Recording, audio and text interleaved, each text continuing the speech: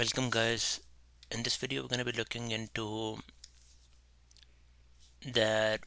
Let's say you have some artifacts like PDF files or documents or text files sitting in the S3, and you don't want to want those files to be publicly accessible, but you still want them to be in the S3, and your UI needs to access those files. So again, we know that if you have a file sitting in, let's say, like a PDF, like an example .pdf in S3, if it is publicly accessible, uh, uh, we're not talking about that scenario, because that can have, like, you can have the URL and the UI can directly hit there to get it in order to download it or to render it. So what we are talking about here is you have a PDF file, right, sitting in S3 uh, in a which is not publicly accessible, right? So there are a couple of ways we can do that. So we have our UI which needs to uh, access that, right? The UI needs to see it, but basically it's gonna go to the Lambda. Let's say Lambda. You can have the ECS instance too if you like, but something sitting in AWS, your backend is gonna be here. uh, so our lambda slash backend is sitting here, so it's gonna make a request that I need that PDF file. So what can we do now? So there are two main options here, and we're going to be looking into pros and cons of both options. One is, so let's get to it. So number one is going to be, what is it? So the number one is going to be that the Lambda has access to that S3 bucket. It gets it, the whole PDF file, it gets it, and sends back the PDF to UI using what they call Base64 encoded string. So number one is Lambda gets PDF from S3, right, and then basically sends the whole PDF back and sends back PDF, and and we're gonna go into like how you're gonna be able to do that. Sends back PDF in encode 64 Base64 encoded string. So that is one, right? The other one, and we're gonna be looking into pros and cons of both of these. The other one is that the Lambda gets the pre-signed URL of that PDF. Lambda gets pre-signed URL of PDF and sends the URL, just the URL back to UI. UI directly accesses the PDF using pre-signed URL. Both have, like, again, we're going to be looking into the pros and cons of both of these. Both have its pros and cons, and we're going to look into that. So let's get to the first one, right? So the first one is that we have a Lambda. It wants to access, it's gonna get the PDF. So the flow is gonna be that the first thing we are gonna have is like this gets the PDF, right? Once it gets the PDF, the PDF is going to get encoded, sends back to UI. So it's not that straightforward. what you need to do is like you need to grant the permissions to the Lambda. In order to do that, just ensure that your Lambda function has necessary permissions to access the S3 bucket, which has the PDF files. It can be achieved by attaching IAM role. So this needs to have IAM roles so that your Lambda function like can access that. That IAM role is gonna be the one which we're gonna assign, which we're gonna have in the Lambda. That's gonna make sure that it can access the S3 bucket. So you're gonna fetch that PDF, right?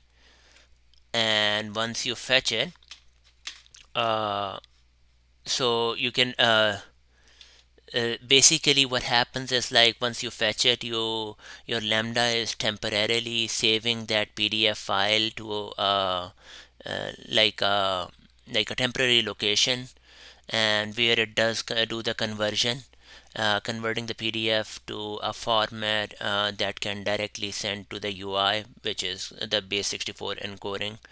Uh, and So that is the that's how you would do that. So the UI would get the response back, right? So the UI is gonna get the response back with that, and they can, if they are trying to download the PDF, they can do it. If they're trying to render the PDF, they can do it. Okay, let's get to our. So before that, let's just write a little bit of code like how we would do that. Uh, I'm gonna bring it here. So just an example code here, you would be in your if you are using the Node.js. Can I write something here? Okay, if you are using the Node.js, you're gonna require the AWS SDK, right? And then you're gonna have an S3 constant.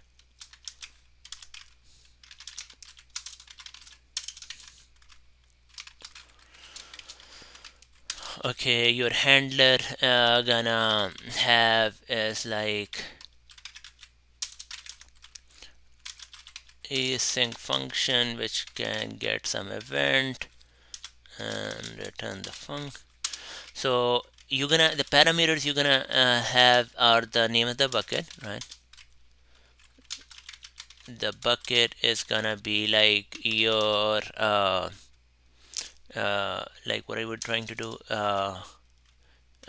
like maybe demo PDFs or something like that. That's the name of the bucket, and then there's gonna be a key, like which file you are trying to access.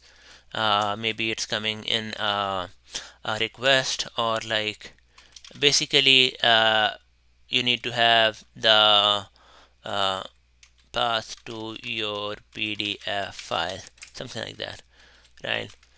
So what we are gonna do is like again we are going to get the data, right? So the way you get the data is like you would use your S3 constant and get object with this params which you created, and then it's a promise, so you would resolve it,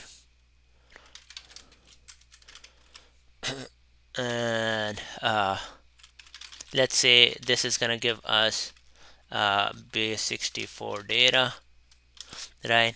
And then you can return that. So the way you would return it, I'm sorry, that would not be, that would just be the data. You have to convert that, so you can just convert it by data dot like body dot to string and the type which is base64.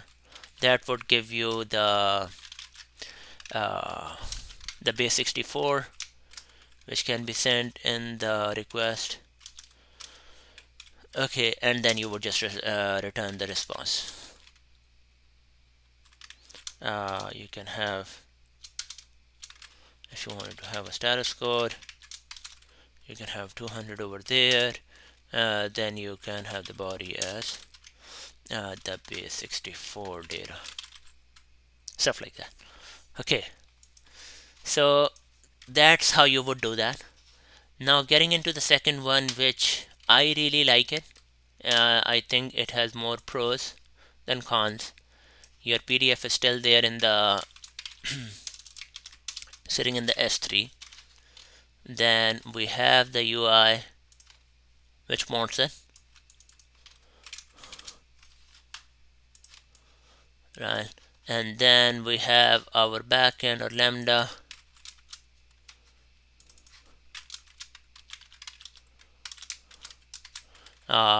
which is in the middle. So it's going to make a request,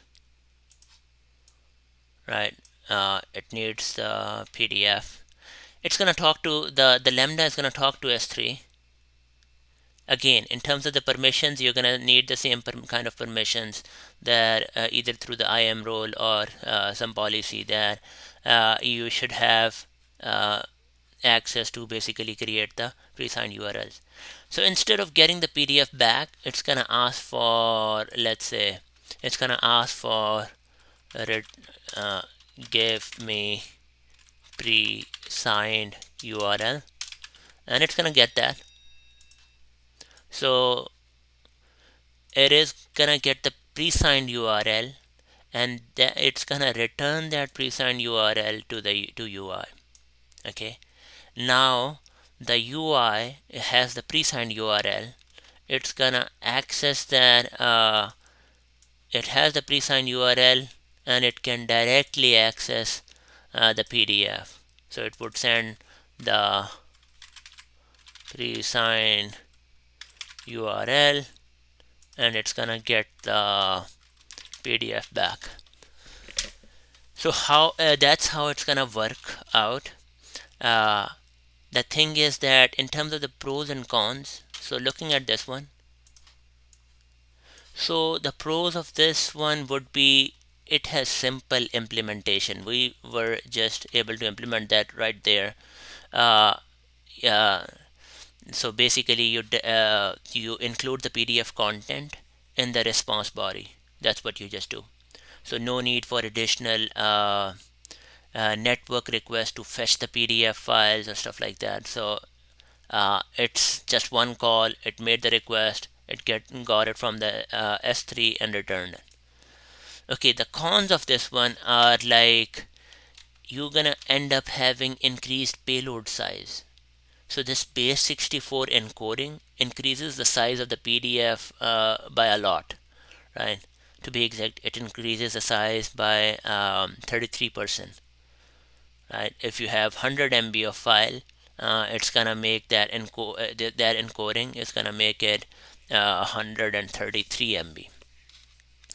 And then you're gonna end up having higher memory consumption because again the base64 encoding and decoding can consume more memory. And again, if you have a bigger file, you're gonna end up having to do a lot with the memory consumption.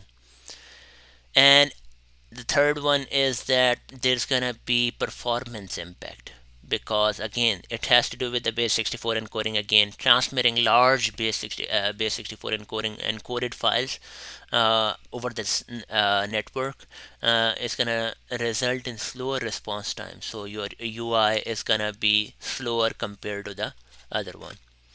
Okay, now in terms of the pros and cons of this one, right? So the pros are that again what they were actually the cons of this approach. The pros are that you're gonna end up having reduced payload size because the response from the lambda only contains the URL, right? Because it's not sending the file back. Then we're gonna have a lower memory consumption because there is no base64 encoding and decoding going on. And the other is the better performance. The UI can directly access the S3 once it gets the pre-signed URL. It's gonna directly access the PDF file. That's gonna make the performance much better. Okay, but what are the cons of this one? It's gonna require you for uh, you're gonna have you're gonna end up having more requests, right? So the UI is making one request to get the pre-signed URL and then another request to actually access that PDF. So you're going to end up having additional network request. And then another con can be that there is a, remember that pre-signed URL expires. So so the UI, for some reason, if you have a case where it's saving that in the user session, that URL, it's gonna expire after some time, right? There are limitations to it. I think 12 hours is the most. So you can't just come up the next day, look at your user session, and look at the URL and use it again. That's not gonna happen. So these are like the considerations for these two designs we need to be looking at. That's all I wanted to cover in this video. Thanks for watching.